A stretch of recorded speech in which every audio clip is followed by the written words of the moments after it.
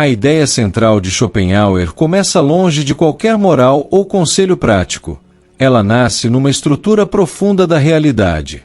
Por trás de tudo que aparece, pessoas, desejos, projetos, conquistas, existe aquilo que ele chama de vontade. Não uma vontade consciente, racional ou ética, mas uma força metafísica, cega, incessante, que quer apenas continuar querendo. O ser humano não é o autor dessa força, é apenas uma de suas manifestações temporárias. Essa vontade não tem finalidade última. Ela não quer a felicidade, não busca equilíbrio, não conhece descanso. Ela apenas impele. Quando você sente fome, ambição, desejo sexual, necessidade de reconhecimento ou medo do fracasso, não é você no sentido nobre que age, mas a vontade. Usando você como instrumento. A consciência acredita escolher, mas na visão de Schopenhauer, ela apenas racionaliza impulsos que já estavam em movimento. É por isso que o sofrimento não é um acidente da existência, mas sua regra estrutural. Viver significa estar em falta. Enquanto algo é desejado, a dor pela ausência. A vontade cria um estado permanente de carência, e a consciência humana, ao invés de libertar, amplia essa condição ao antecipar, lembrar, comparar e temer. O animal sofre apenas no instante, o homem sofre no passado e no futuro. Nesse sentido, a infelicidade não surge porque a vida deu errado, mas porque ela está funcionando exatamente como deve. A vontade precisa que você queira, lute, persista. Sua angústia é o motor do mundo. A promessa implícita de que, um dia tudo fará sentido, é apenas o véu que mantém o ciclo em funcionamento, enquanto a vontade segue, indiferente, empurrando cada indivíduo adiante. Quando um desejo finalmente é satisfeito, algo curioso acontece. A dor que o acompanhava desaparece, mas nenhum prazer proporcional permanece. Para Schopenhauer, a satisfação não é um estado positivo, e sim a simples interrupção de um incômodo. Comer não produz felicidade duradoura, apenas silencia a fome. Conquistar algo não eleva a existência, apenas suspende, por um instante, a pressão que exigia a conquista. Esse mecanismo revela um detalhe cruel da vontade. Ela não recompensa, apenas alivia. O prazer é sempre negativo, no sentido de que consiste apenas na ausência momentânea da dor. Por isso ele passa tão rápido. Assim que o desejo é atendido, a vontade se desloca para outro objeto, outra meta, outra promessa. O que parecia essencial ontem torna-se trivial hoje. A consciência humana, presa à ilusão do progresso pessoal, interpreta essa dinâmica como falta de estratégia. Acredita que escolheu o objetivo errado, que deveria desejar algo maior, mais nobre, mais intenso. Mas, para Schopenhauer, o problema não está no conteúdo do desejo, e sim no próprio fato de desejar. Trocar de meta não altera a estrutura, apenas muda o cenário da mesma peça. É nesse ponto que a esperança se torna uma armadilha elegante. Ela mantém o indivíduo em movimento, convencido de que a próxima realização será diferente. Contudo, cada satisfação carrega em si a semente do próximo vazio. A vontade não permite repouso, porque repouso significaria o fim do querer, e isso ela não pode conceder. Assim, a vida oscila incessantemente entre a dor de desejar e o breve alívio de alcançar, sem jamais tocar aquilo que chamamos de felicidade. Quando o desejo se cala por um momento, e nada urgente parece faltar, não surge a paz prometida, mas outra forma de sofrimento, o tédio. Para Schopenhauer, ele é a prova silenciosa de que a existência, em si mesma, carece de conteúdo satisfatório. Se a vida fosse positivamente boa, bastaria existir para sentir plenitude. Mas quando a vontade não pressiona, a consciência percebe o vazio que estava oculto pelo esforço contínuo. O tédio não é simples falta de ocupação, é a sensação de que nada é realmente digno de nos absorver por completo. Por isso, mesmo cercado de conforto, distrações e possibilidades, o ser humano moderno se sente inquieto. Ele corre para preencher o tempo não porque ama profundamente o que faz, mas porque não suporta confrontar a nudez da existência, sem desejos imediatos. Essa oscilação entre dor e tédio define o pêndulo da vida humana. De um lado, o sofrimento causado pela carência, do outro, o sofrimento causado pela ausência dela. Não há ponto de equilíbrio. Quanto mais uma sociedade reduz a dor material, mais o tédio se expande, exigindo estímulos cada vez mais intensos, rápidos e artificiais. Schopenhauer vê nisso um diagnóstico devastador. O problema não está na organização social, nem apenas nas circunstâncias individuais, mas na própria condição de existir como ser consciente. Quando nada falta, descobre-se que nada basta. O tédio revela aquilo que o desejo escondia, que a vida não contém, em si, um sentido capaz de sustentar a felicidade contínua. Ele é o silêncio incômodo que surge quando a vontade, por um instante, perde a voz. A crença na felicidade duradoura é, para Schopenhauer, uma das mais persistentes ilusões humanas. Ela se apresenta como horizonte, algo que ainda não foi alcançado, mas que justificaria todo o esforço anterior. A vida, então, passa a ser vivida como preparação, como espera, como promessa adiada. O presente nunca basta, porque é sempre apenas o caminho para um futuro imaginado. Essa ilusão se fortalece por narrativas culturais, religiosas e até filosóficas, que falam de plenitude, realização e sentido final. No entanto, quando observada com atenção, a experiência concreta contradiz essas promessas. Mesmo aqueles que aparentemente chegaram lá, continuam inquietos, ansiosos ou vazios. A vontade não reconhece conquistas passadas, ela só sabe exigir novamente. Schopenhauer não diz que momentos felizes não existam. Eles existem, mas são fragmentos, intervalos breves entre duas pressões. O erro está em transformá-los em prova de que um estado permanente é possível. A memória seleciona esses instantes e os amplia, enquanto esquece o pano de fundo de esforço, frustração e repetição que os envolve. Assim, a ideia de felicidade contínua funciona como miragem existencial. Quanto mais o indivíduo caminha em sua direção, mais ela se afasta, mantendo-o em movimento. A frustração resultante não é sinal de fracasso pessoal, mas consequência lógica de esperar da vida aquilo que ela estruturalmente não pode oferecer. A infelicidade, nesse sentido, não é um desvio do caminho, é o próprio caminho, disfarçado de promessa. A infelicidade humana não se limita ao que falta individualmente, ela se intensifica no espelho dos outros.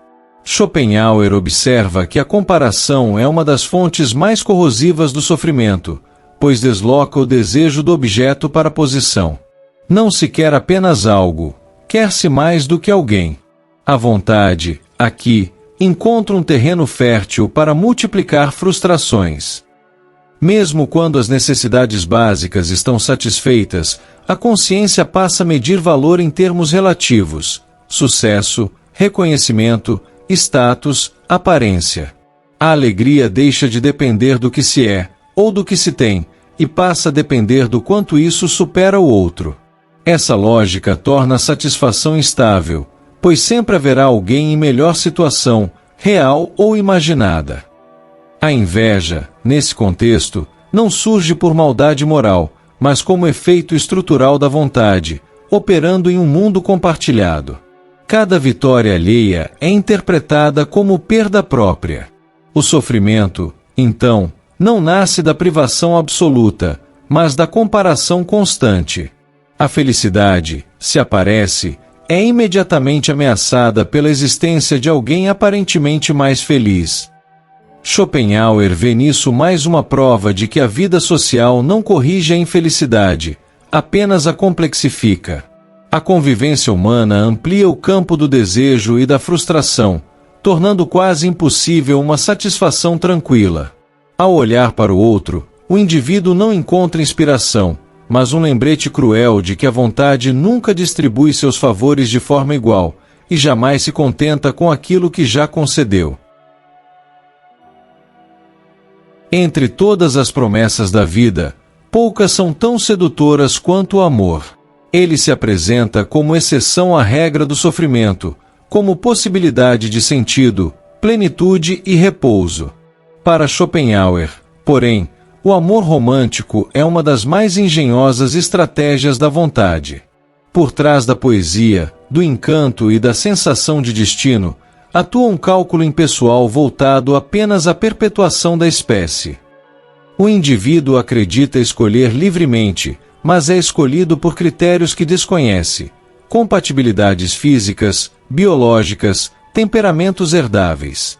A paixão intensa não é sinal de profundidade espiritual, mas da urgência com que a vontade exige a união. Quanto mais forte o impulso, maior a ilusão de que ali reside a felicidade definitiva. A vontade precisa enganar, porque sem esse engano o indivíduo resistiria. Após a conquista, o desencanto frequentemente surge. Aquilo que parecia absoluto revela-se limitado, cotidiano, insuficiente. O outro, antes idealizado, retorna à condição de ser humano comum. O amor não falhou, ele cumpriu sua função.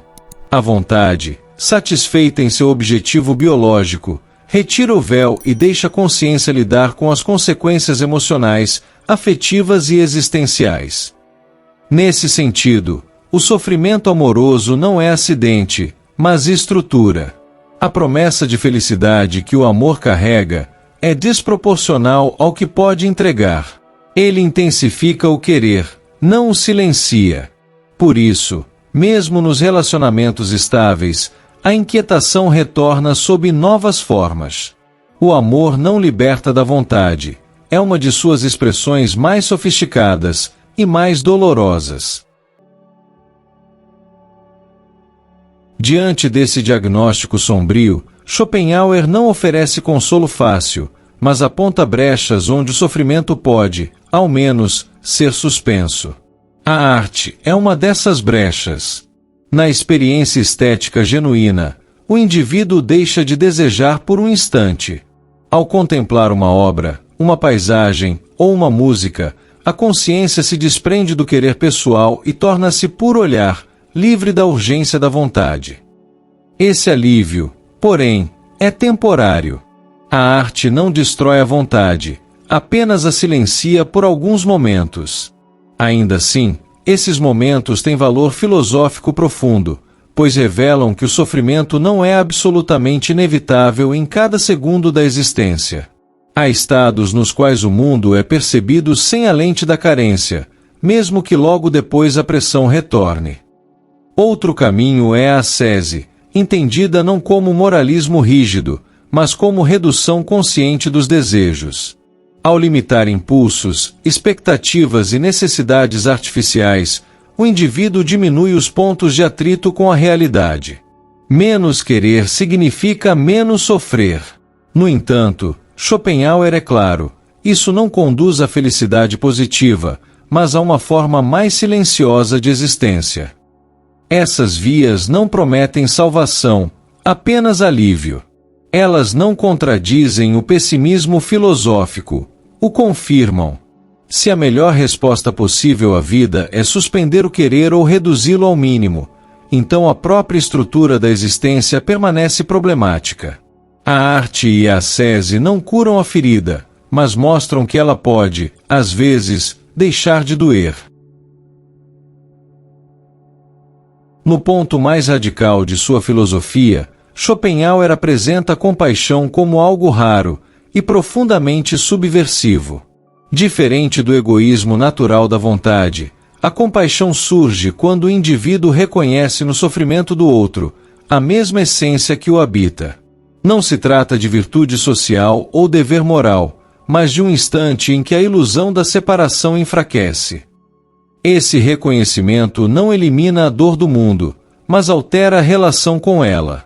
Ao perceber que todos são expressões da mesma vontade cega, o indivíduo deixa de interpretar o sofrimento como injustiça pessoal.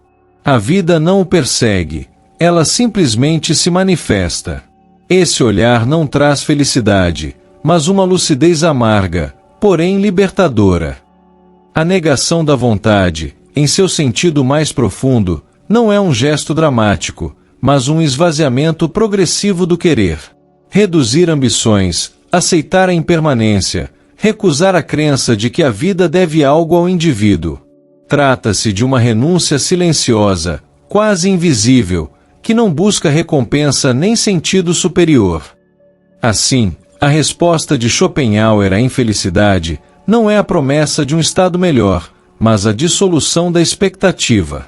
Quando se abandona a exigência de ser feliz, algo paradoxal acontece. O sofrimento perde parte de sua violência.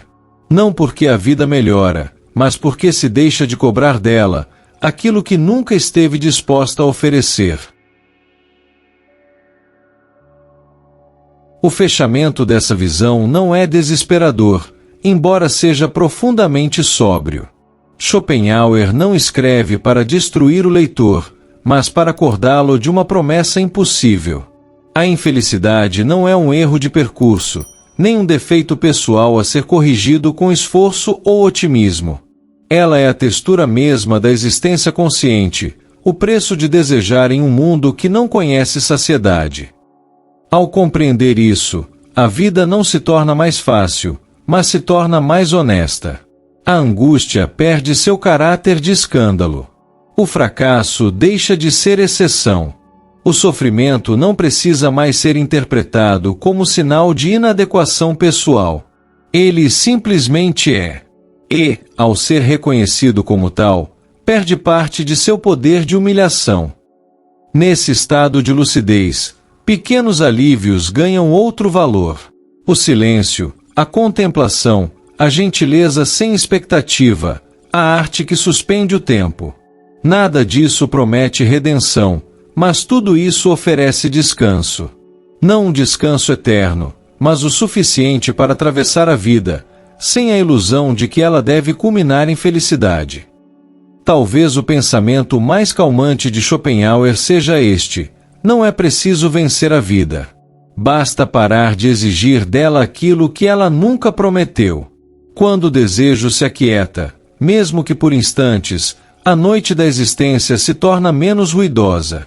E, nesse silêncio imperfeito, é possível finalmente repousar. Obrigado pela atenção, e até a próxima!